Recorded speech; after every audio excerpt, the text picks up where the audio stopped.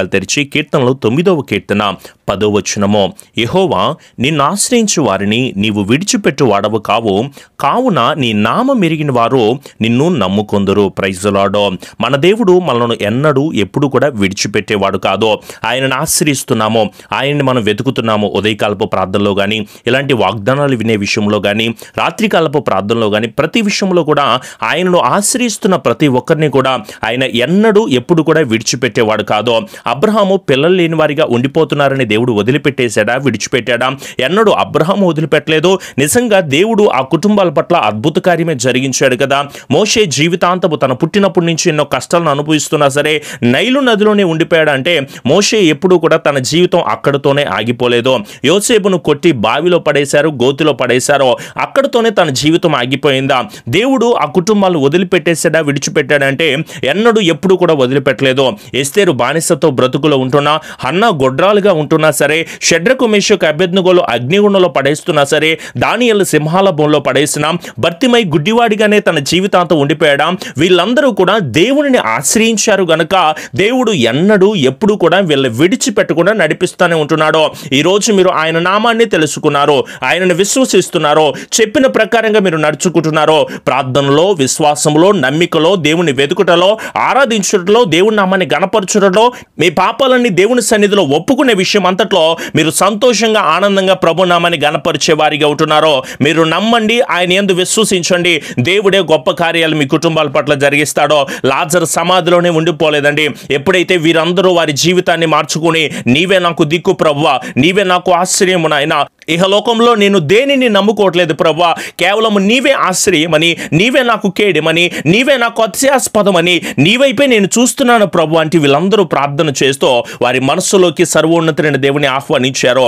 మీరు వాక్యం అయితే వింటున్నారు, పాటలు పాడుతున్నారు, దేవుని ఆరాధన చేస్తున్నారు, లైవ్ ఆరాధనలో పార్టిసిపేట్ చేస్తూ ఉంటున్నారు, అయినా సరే మీ మనస్సులోకి సర్వోన్నతుడైన దేవుని ఆహ్వానించుకోలేని వారిగా ఉంటున్నారో ఒకసారి పరిశీలన చేసుకోండి. మీ స్థితిని మార్చాలి అన్నా, మీ పరిస్థితిని మార్చాలి అంటున్నా, మిమ్మల్ని లేవనెత్తాలి అంటున్నా, ఏడుస్తున్న మీ జీవితాల్లో, నిందలను అనుభవిస్తున్న మీ జీవితాల్లో, హేళనకరమైన పరిస్థితులు వెళ్తున్న ప్రతి ఒక్క ఇబ్బందికరమైన విషయాలన్నీ కూడా యేసు నామములో మాత్రమే లయమవుతాయి అన్న విషయాన్ని మీరు మర్చిపోవద్దు. తప్పకుండా మీరు దేవుని వైపు చూడండి.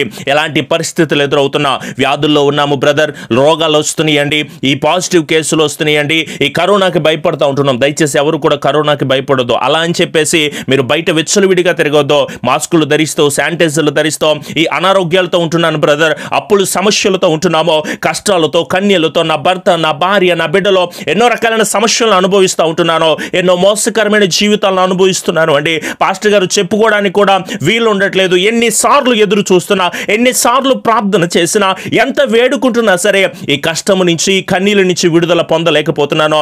పాస్టర్ గారు నిజం చెప్పాలి అంటే విశ్వాసాన్ని కోల్పోతున్నానండి. ఇంకా ఎంతకాలం ఎదురు చూడాలి, ఎంతకాలం నేను మొరపెట్టాలి, ఎంతకాలము ఆయన దగ్గర నేను ఎదురు చూస్తూ కనిపెడుతూ ప్రార్థన చేసే వారిగా ఉండాలి అని చెప్పేసి మీ విశ్వాసము మీకు అర్థం కాక మీరు ఎలాంటి పరిస్థితుల్లో ఉన్నారో మీకు తెలియకుండా బాధపడుతూ వేదన చెందుతూ ఉంటున్నారా? అమ్మ, మీరు తప్పకుండా ప్రార్థన చేయండి. ఏమి దిగులు పడాల్సిన అవసరం లేదో. ఆయన చూస్తున్న దేవుడు, నమ్మకమైన వాడు, న్యాయాధిపతి అయిన దేవుడు. ఆయనే మనకు మాట ఇస్తున్నాడు కదా. ఆయనను ఆశ్రయించి వారిని ఎన్నడూ విడిచిపెట్టే దేవుడు కాదు. దావీదుని వదిలిపెట్టేశాడు అనుకుంటున్నారా? సింహములో ఎదురొచ్చినాయి, గొల్యాతు ఎదురొచ్చాడు, అలాగే దానియేలు కూడా వదిలిపెట్టాడా? సింహాల బోన్లో పడేస్తూ ఉంటున్నా, కలభావం చెప్పకపోతే కత్తి మీదకు వచ్చినా సరే. మోషే విషయంలో చూడండి, ఇశ్రాయేలీలందరినీ 40 సంవత్సరాల అరణ్యంలో నడిపించే విషయంలో, 40 సంవత్సరాలేమో అరణ్యంలో సంచరించే విషయంలో, 40 సంవత్సరాలు రాజ్యాన్ని పరిపాలన చేసే మోషే విషయంలో ఎన్నడన్నా వదిలిపెట్టేశాడా, విడిచిపెట్టేశాడా?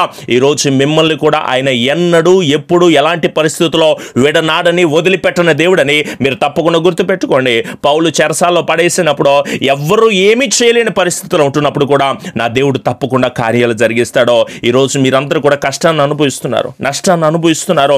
అయ్యో ఏం చేస్తున్నావు అర్థం కావట్లేదు పాస్టర్ గారు అని చెప్పేసి మేమేం చేసినా సరే కలిసి రావట్లేదండి. ఈ అప్పులు తీరట్లేదు, వివాహాలు జరగట్లేదు, వ్యాపారంలో కలిసి రావట్లేదు, అన్ని నష్టాలు ఎదురవుతున్నాయి, అన్ని కష్టాలు ఎదురవుతున్నాయి. అనుకున్నది అనుకున్న సమయానికి జరగక ఎంతో తీవ్రమైన మనస్తాపంతో చెంది ఉన్నావు కదా. నీ కుటుంబ సమస్యలు ఇలా ఉన్నాయని, శ్రమలతో, వ్యాధులతో బాధలు పడతా ఉంటున్నావు అని చెప్పేసి ఎన్నో దయనీయమైన పరిస్థితిని ఎదురు చూస్తున్న బిడ్డలారా, ఆయన యందు తప్పకుండా విశ్వాసము కలిగిన బిడ్డలుగా ఉండండి. ఎలా మేము విశ్వాసం ఉంటాము పాస్టర్ గారు అంటే, యోసేపును కొట్టి జైల్లో పడేసినా సరే అతని విశ్వాసాన్ని కోల్పోలేదు. దానియేలును చంపడానికి ప్రయత్నం చేసి సింహాల బోన్లో పడేసినా సరే నిజంగా దానియేలు ఎప్పుడు ఎన్నడూ కూడా విశ్వాసాన్ని కోల్పోలేదు.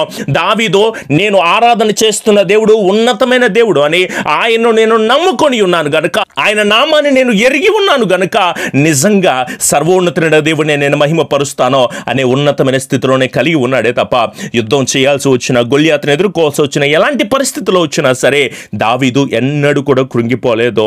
ఈరోజు ఉద్యోగాలు లేక బాధపడుతున్నారు. ఎంతోమంది ఫోన్లు చేసి బ్రదర్ ఈ అక్కమ సమస్యలతో బాధపడుతున్నామండి, తిండి లేక బాధపడుతున్నామండి, ఎన్నో అడ్డంకులుగా మమ్మల్ని అడ్డు పెట్టేస్తున్నారు పాస్టర్ గారు. తండ్రి లేని వారికి ఆయనే సహాయకుడిగా ఉంటాడు కదా, మళ్ళీ నిరంతరము కూడా సర్వోన్నతుడైన దేవుడే నడిపిస్తాను అని చెప్పేసి మాట్లాడుతూ ఉంటున్నప్పుడు, బాధపడు వారి కోరికను ఆయన వింటాను అని చెప్తా ఉంటున్నప్పుడు, తండ్రి లేని వారికి, నలిగిపోయిన వారికి న్యాయము తీర్చుటకే వారి హృదయమును స్థిరపరిచి వారి దగ్గర చెవియొగ్గి వారి మొరలు ఆలకిస్తానని చెప్తున్న దేవాది దేవుని మాటను మీరు మర్చిపోతే ఎట్లా, విడిచిపెట్టేస్తే ఎట్లా?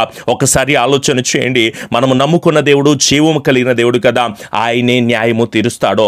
ఆయన సింహాసనాసీనుడై ఉంటున్నప్పుడు మనకు న్యాయము తీర్చడానికి, లోకానికే, మన కుటుంబాలకి, ప్రజలందరికీ కూడా న్యాయము తీర్చడానికి జీవాధిపతిగా ఉంటున్న దేవాది దేవుని వైపు మీ హస్తాలు చాచి మరి ప్రార్థన చేస్తారా? బ్రదర్ నేను ఈ బాధలో ఉన్నానండి, ఎన్నో కష్టాలు నేను అనుభవిస్తున్నానండి, ఎన్నో నష్టాలు గుండా వెళ్తున్నానని ఎంతో చక్కగా నాతో చెప్పుకుంటూ ఉంటున్నాము కదా, ఒక్కసారి మోకరించి ప్రార్థన చేస్తావా? మనందరి కోసమే, మీ అందరి కోసమే, మన కుటుంబాలని క్షేమంగా ఉండడం కోసమేమో మీ కుటుంబాల విషయమే మీరు మోకరించి ప్రార్థన చేయండి. ఉదయం 6 గంటల నుంచి మధ్యాహ్నం 12 గంటల వరకు కూడా ఖచ్చితమైన క్రమాన్ని పాటిస్తూ, అలాగే ఈ నెల చివరిలో 3 రోజుల ఉపవాస క్రమాన్ని మనమందరము పాటిస్తూ జీవాధిపతి అయిన దేవునికి మొర్ర పెట్టుకునే వారిగా ఉందాము. మన మొర్ర ఆలకించేది సర్వోన్నతుడైన దేవుడు. ఈ లోకంలో ఉంటున్న మనుషులు మన మొర్రలు ఆలకించరండి, వారు ఎగతాళి చేస్తూ ఉంటారు. మన బాధలు వాళ్ళకి చెప్పుకుంటూ ఉంటుంటే ఎప్పుడు కూడా హేళనగా మాట్లాడే వాళ్ళేనండి.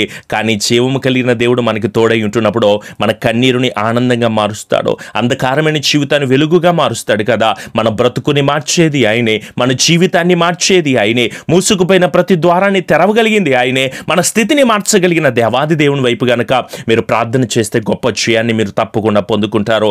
రండి నాతో పాటు కలిసి ఏకీభవించి ప్రార్థన చేస్తారా? చక్కగా మీరందరూ కూడా కలిసి మీ ఇంట్లో ఉంటున్న ఒక ఆయిల్ డబ్బా తీసుకుని కలిసి ప్రార్థన చేద్దాము. అందరూ చేత్తో పట్టుకొని మీరు ఎక్కడైతే ఉంటున్నారో ఆయా స్థలాల్లోనే మోకరించి ప్రార్థన చేయండి. కృపాసత్య సంపూర్ణుడా మా గొప్ప దేవ, మీ ఘనమైన శ్రేష్టమైన నామాన్ని బట్టి మీకు లెక్కలేని స్తుతులు స్తోత్రములు ఆయన. ఈ సమయకాలం ముందు మీ వాక్యము ద్వారా మరొక రోజు మరొక సమయకాలం ముందు మీరు మాతో మాట్లాడిన విధానం బట్టి మీకు లెక్కలేని స్తుతులు స్తోత్రములు ఆయన. అవునయ్యా, మిమ్మల్ని ఆశ్రయించు వారిని మీరు ఎన్నడూ విడిచిపెట్టేవారు కాదు ప్రభువా.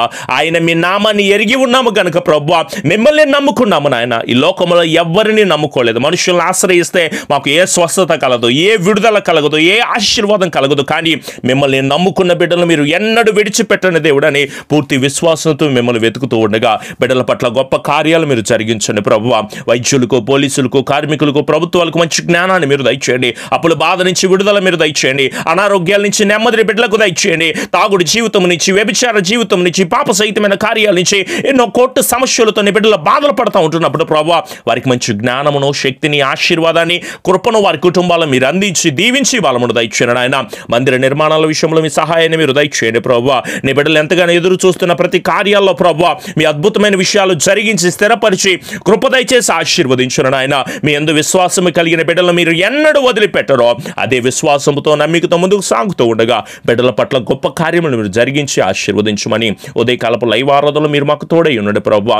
రాత్రికాలపు కుటుంబ ప్రార్థనలు మీరు మాకు తోడై ఉండండి. అనుదిన వాగ్దానాలను ప్రభువా మేము కాకుండా అనేకులు బలపరచబడానికి మీ కృప దయచేసి దీవించి ఆశీర్వదించమని, విన్న చెవులను ధన్యులుగా మార్చి కృపతో క్షేమముతో బిడ్డలను నడిపించి ఆశీర్వదించి బలపరిచి నీ బిడ్డలు ప్రభువా వారికి ఏ స్వస్థత కావాలో, ఏ విడుదల కావాలో, ఏ ఆశీర్వాదం కావాలో యేసు నామములో దాన్ని గద్దిస్తూ ఉండగా ప్రభువా విడుదల మీరు దయచేసి దీవించి ఆశీర్వదించమని, నీ బిడ్డల మీద పనిచేస్తున్న ప్రతి ఒక్క దురాత్మ శక్తులు కూడా పూర్తి విడుదల దయచేసి, అది కోపం అనే ఆత్మ, అసూయ అనే ఆత్మ, వ్యర్థమైన విషయాల్లో, పాప సహితమైన ప్రతి కార్యాలను కూడా యేసు నామములో బంధిస్తూ ఉండగా ప్రభువా అడ్డంకులుగా ఉన్న ప్రతి ఒక్క దాన్ని కూడా నీ బిడ్డలు రిసీవింగ్ పొందుకొని జయాన్ని పొందుకోవడానికి మీ కాపుదల, దీవెన, ఆశీర్వాదం బిడ్డలకు మీరు దయచేయమని మా ప్రియ రక్షకుడైన యేసు నామములో అడుగుచున్నాము తండ్రి, ఆమెన్. మీ ప్రార్థన అవసరతలు మాకు తెలియచేయండి. తప్పకుండా వాటన్నిటి విషయం ఎల్లప్పుడూ కూడా ప్రార్థన చేసేవారిగా ఉంటాము. అలాగే ఈ ఛానల్ని సబ్స్క్రైబ్ చేసుకోండి. మీ స్నేహితులకి, బంధువులకి తప్పకుండా ఈ వాక్యాన్ని వాళ్ళకి కూడా తెలియచేయండి. ప్రతిరోజు ఉదయకాల సమయం ముందు 6 గంటలకి ఉదయకాలపు దేవుని స్వరం అనే కార్యక్రమం వస్తుంది, లైవ్ కార్యక్రమం. తప్పకుండా మీరందరూ కూడా వీక్షించండి. మనమందరం కలిసి ప్రతి కుటుంబం గురించి ప్రార్థించే వారిగా ఉందాము.